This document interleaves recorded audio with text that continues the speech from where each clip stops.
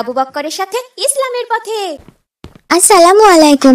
ওয়ালাইকুম আসসালাম। আমাকে খেলায় নেবে? আমিও খেলা করতে চাই তোমাদের সাথে। না, তোমাকে খেলায় নিব না। কেন নেবে না? আমিও খেলতে চাই। তোমাকে খেলায় নিব না কারণ তোমরা জুলুমবাজ। তোমরা জোর করে মানুষের কাছ থেকে হাতির কথা বলে চাঁদা নাও, মানুষকে অত্যাচার করো, তাই তোমাকে আমার পছন্দ না। আমাকে খেলায় নেবে না? তোমার তো সাহস কম না? দাঁড়াও, তোমাকে দেখাচ্ছি মজা। আরে যাও যাও, যা ইচ্ছা করো, আমি তোমাদের মতো জুলুমবাজদের ভয় পাই না। ভাই, এটা ঠিক হলো না। সম্ভবত ও যদি রেগে যায় আমাদের কোনো ক্ষতি করে। ভাই, এটা আমি একটা প্রতিবাদ করেছি মাত্র। ওরা মানুষকে যেভাবে জুলুম করে ওদের বিরুদ্ধে তো কিছু করতে পারবো না, তাই ওদের বিরুদ্ধে প্রতিবাদ হিসেবে আমি কোনো জুলুমবাজদের সাথে খেলা করবো না। কিন্তু আমার অনেক ভয় হচ্ছে ভাই। তুমি দেখোনি ওদের বিরুদ্ধে যাওয়ার জন্য গতকাল আবু তালিব চাচার দোকান কিভাবে ভেঙে দিল? ভাই, আমরা যদি এগুলোর বিরুদ্ধে না বলি তাহলে তো আরো অত্যাচার করবে আমাদের। ভাই, সর্বনাশ হয়ে গেছে। ওই দেখো। ইন্না লিল্লাহি ওয়া ইন্না ইলাইহি রাজিউন। এখানে কে আমার মেয়েকে খেলায় নেয়নি? কে?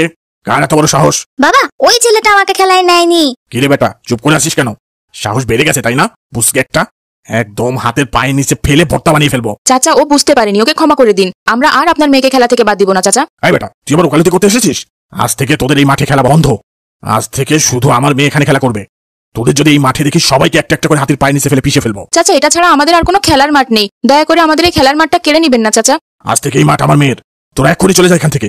আর একটা কথা বলে অবস্থা খারাপ হয়ে যাবে কিন্তু, বলে দিলাম। আসসালামু আলাইকুম ভাইজান। ভাইজান ভালো আছেন? ওয়ালাইকুম আসসালাম। হ্যাঁ আছে। হাতির খাবারের টাকা দে, একেবারে 5 দিনের টাকা দিবি। না মানে একেবারে 5 দিন কেন ভাইজান? প্রতিদিনের টাকা তো প্রতিদিনই দিচ্ছি ভাইজান। আরে বেটা, তুই বেশি কথা বলিস। তোর কাছে আমি প্রতিদিন আসবো নাকি? 5 দিনেরটা অগ্রিম নিয়ে যাচ্ছি। 5 দিন আর আসবো না, একটু রেস্ট নেব। জি ভাইজান, এখনই দিচ্ছি।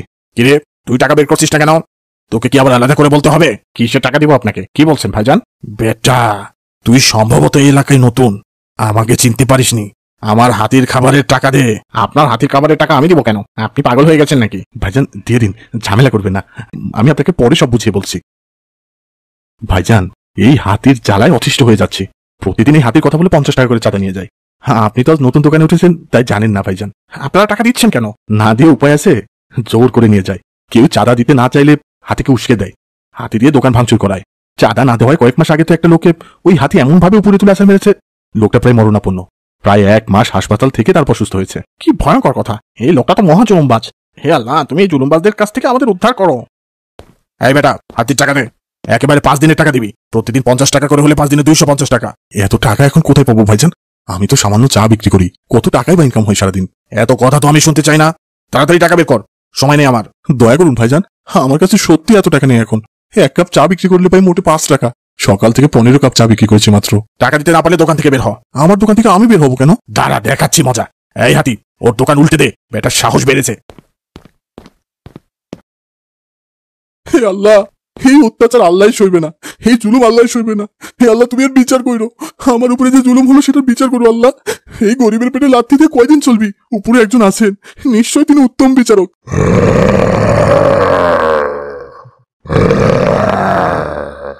বাবা, টাকা তুলতে যাবে না আজ? হাতির খাবার তো শেষ, খাবারের জন্য শুধু চিৎকার করছে। মারে, শরীরটা ভালো না বেশি, উঠতেই পারছি না বিছানা থেকে। কিভাবে টাকা তুলতে যাব বল? কিন্তু বাবা, হাতি খাবার না পেয়ে খেপে গেলে কিন্তু বিপদ। গতকাল থেকেই ওর খাবার নেই।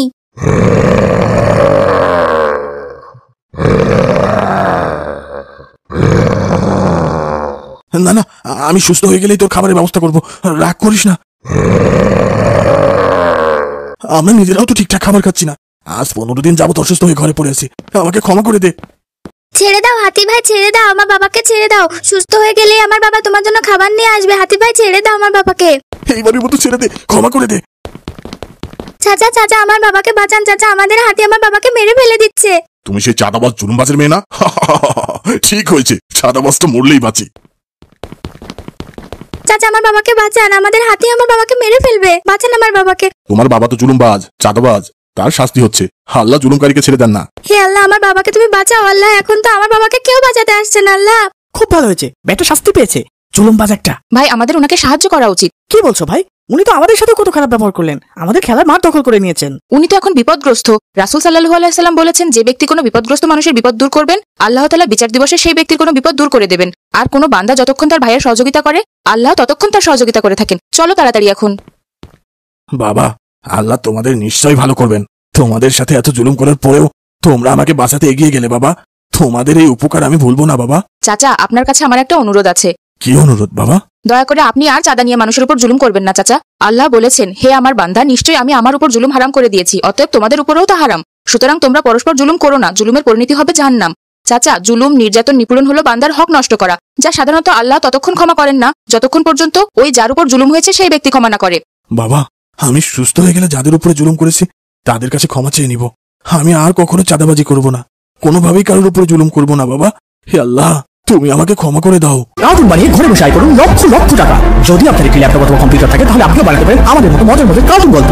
আমাদের রয়েছে cartoon making dream live course. এই কোর্সটির মাধ্যমে বানাতে পারেন ইসলামিক গল্প, রূপকথার গল্প, ভূতের গল্প, টুনটুনের গল্প সহ সব ধরনের কার্টুন গল্প। কোর্স ফি জানতে নিচে যে কোনো লিঙ্ক সাবস্ক্রাইব করুন আর পাশে থাকা বেল আইকনটি প্রেস করুন।